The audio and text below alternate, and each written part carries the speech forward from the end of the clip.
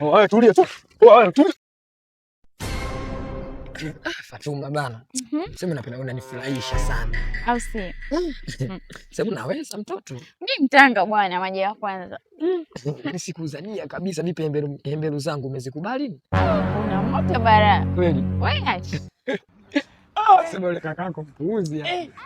Hata mimi mwenyewe simuelewi.